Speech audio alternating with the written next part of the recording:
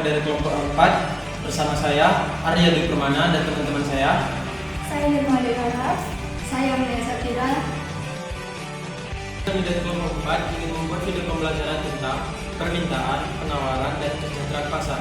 Yuk, mari kita simak video berikut.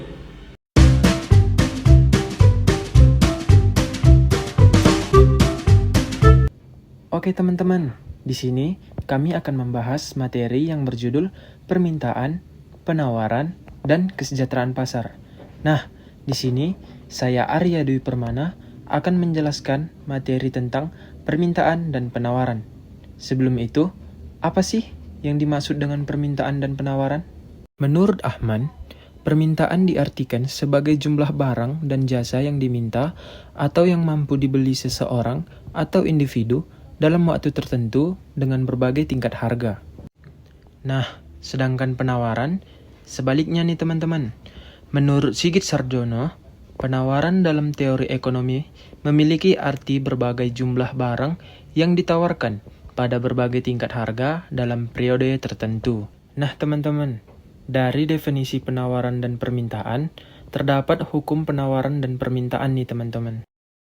Hukum permintaan menyatakan bahwa jika harga suatu barang naik, maka jumlah barang yang diminta akan turun. Sebaliknya, jika harga suatu barang turun, maka jumlah barang yang diminta akan bertambah. Sedangkan hukum penawaran pada dasarnya mengatakan bahwa semakin tinggi harga suatu barang, maka semakin banyak jumlah barang tersebut akan ditawarkan oleh penjual. Sebaliknya, semakin rendah harga suatu barang, maka semakin sedikit jumlah barang tersebut yang ditawarkan. Nah, teman-teman, setelah dijelaskan definisi permintaan dan penawaran, sekarang kita masuk nih ke materi yang kedua, yaitu macam-macam permintaan dan penawaran. Macam-macam permintaan. Macam-macam permintaan terbagi menjadi dua, permintaan menurut daya beli dan permintaan menurut jumlah subjek pendukungnya. Berdasarkan daya belinya, permintaan dibagi menjadi 3 macam, yaitu permintaan efektif, permintaan potensial, dan permintaan absolut. Yang pertama, permintaan efektif. Permintaan efektif merupakan seseorang yang memiliki keinginan untuk membeli suatu barang atau jasa dan dia mampu membayarnya. Yang kedua, permintaan potensial. Permintaan potensial merupakan seseorang yang memiliki kemampuan membayar tapi tidak memiliki keinginan untuk membeli suatu barang atau jasa. Yang ketiga, permintaan absolut. Permintaan absolut merupakan seseorang yang memiliki keinginan untuk membeli suatu barang atau jasa, tapi dia tidak memiliki kemampuan untuk membayar. Nah, berdasarkan jumlah subjek pendukungnya, permintaan terdiri atas permintaan individu dan permintaan kolektif. Selanjutnya, macam-macam penawaran. Pembagian penawaran dapat dibedakan dari jumlah penjualnya. Yang pertama, penawaran individu adalah jumlah barang yang akan dijual oleh seorang penjual. Yang kedua, penawaran kolektif. Disebut juga penawaran pasar. Penawaran kolektif adalah keseluruhan jumlah suatu barang yang ditawarkan oleh penjual di pasar. Selanjutnya, kita masuk ke materi faktor-faktor yang mempengaruhi permintaan dan penawaran.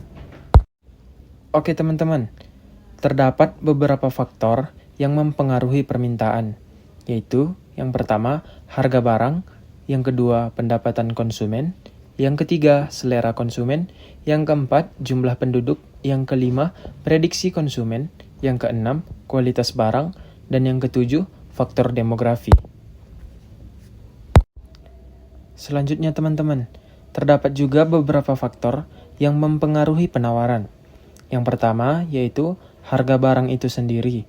Yang kedua, tingkat teknologi yang digunakan atau kemajuan teknologi. Yang ketiga, biaya produksi. Yang keempat, ekspektasi atau harapan masa depan. Yang kelima, adanya tingkat persaingan. Yang keenam, harga barang substitusi dan komplementer. Dan yang ketujuh adalah pajak. Oke teman-teman, untuk materi selanjutnya akan dijelaskan oleh teman saya, yaitu Nirmala Dewi Harahap. Oke teman-teman, jadi di sini saya Nirmala Dewi Harahap akan melanjutkan materi dari teman saya, yaitu kurva permintaan dan penawaran. Yang pertama ada pengertian kurva permintaan. Jadi, kurva permintaan itu adalah hubungan yang ditunjukkan oleh sebuah garis pada grafis antara harga barang. Di sini saya akan memberikan satu contoh kurva permintaan.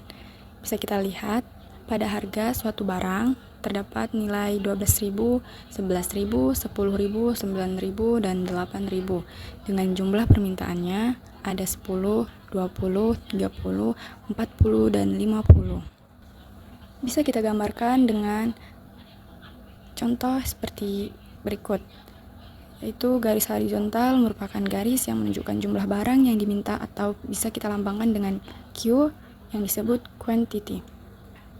Sedangkan pada garis vertikal merupakan garis yang menunjukkan harga barang atau biasanya kita lambangkan dengan P yang disebut price. Nah, untuk mendapatkan hasil pada kurva permintaan, garis permintaan kita tarik dari atas menuju ke bawah. Karena semakin murah barangnya, maka semakin banyak pula permintaannya.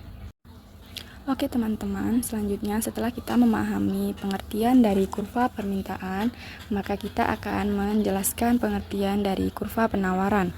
Jadi, kurva penawaran ini adalah kurva yang menggambarkan keterkaitan antara jumlah barang yang ditawarkan produsen dengan harga barang di pasaran selama kurun waktu tertentu. Untuk pemahaman lebih lanjut, saya akan memberikan satu contoh dari kurva penawaran. Di sini ada tabel yang satu sisinya memperlihatkan harga suatu barang yang senilai 7.000, 6.000, 5.000, 4.000, dan 3.000. Sedangkan sisi lainnya ada penawaran yang memperlihatkan jumlahnya senilai 25, 20, 15, 10, dan 5. Selanjutnya, saya akan memperlihatkan kepada teman-teman contoh dari grafik kurva penawaran. Seperti yang teman-teman lihat, pada garis horizontal merupakan garis yang menunjukkan jumlah barang yang diminta atau dilambangkan dengan Q quantity. Sedangkan pada garis vertikal, teman-teman bisa melihat garis ini merupakan garis yang menunjukkan harga barang atau dilambangkan dengan P yang biasa disebut price.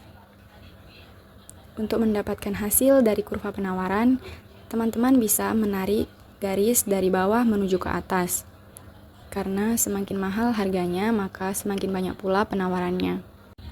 Nah, teman-teman, jadi kurva penawaran ini memiliki kemiringan yang positif, yakni dari kiri bawah ke kanan atas. Artinya apa? Jika harga mengalami kenaikan, maka jumlah barang yang ditawarkan juga akan bertambah, dan begitu juga sebaliknya. Baik, materi selanjutnya adalah peran pasar dalam meningkatkan kesejahteraan pasar. Pasar berperan penting dalam meningkatkan kesejahteraan dengan mengalokasikan sumber daya secara efisien dan optimal. Hal ini memberikan manfaat bagi konsumen, produsen, dan masyarakat secara keseluruhan. Pasar membantu menciptakan keseimbangan antara permintaan dan penawaran, mendorong efisiensi, serta mendukung pertumbuhan ekonomi dan inovasi. Berikut adalah beberapa cara pasar dalam berkontribusi untuk meningkatkan kesejahteraan pasar. Yang pertama, efisiensi alokasi sumber daya. Pasar berperan untuk mengalokasi sumber daya secara efisien. Sumber daya digunakan untuk memproduksi barang dan jasa yang paling dibutuhkan oleh konsumen, dengan harga yang mencerminkan biaya peluang sumber daya tersebut. Yang kedua, memaksimalisasi surplus konsumen dan produsen. Kesejahteraan pasar dapat diukur dengan surplus konsumen dan surplus produsen. Yang ketiga, persaingan yang sehat. Persaingan di pasar mendorong produsen untuk terus berinovasi, menurunkan biaya produksi, dan meningkatkan kualitas produk. Persaingan yang sehat membantu menjaga harga tetap wajar dan memberi konsumen lebih banyak pilihan dengan kualitas yang lebih baik. Yang keempat, penyesuaian harga berdasarkan penawaran dan permintaan. Penyesuaian harga yang efisien membantu menghindari kelangkaan atau pemborosan barang yang dapat merugikan kesejahteraan pasar. Yang kelima, penciptaan lapangan kerja. Dalam pasar tenaga kerja, permintaan terhadap pekerjaan dan keterampilan tertentu akan mendorong penciptaan lebih banyak peluang kerja, yang mengarah pada peningkatan pendapatan dan kesejahteraan masyarakat. Dan yang terakhir adalah inovasi dan perkembangan teknologi. Pasar berperan sebagai insentif bagi perusahaan untuk berinovasi dan mengembangkan teknologi baru. Inovasi ini dapat meningkatkan efisiensi produk dan menciptakan barang dan jasa yang lebih baik dan lebih murah. Dengan kata lain, pasar yang berfungsi dengan baik dapat meningkatkan kesejahteraan pasar dengan menciptakan kondisi yang efisien, kompetitif, dan inovatif yang pada gilirannya membawa manfaat bagi semua pihak yang terlibat. Video pembelajaran dari kelompok kami semoga dapat bermanfaat bagi teman-teman sekalian. Kurang dan lebihnya kami mohon maaf. Assalamualaikum warahmatullahi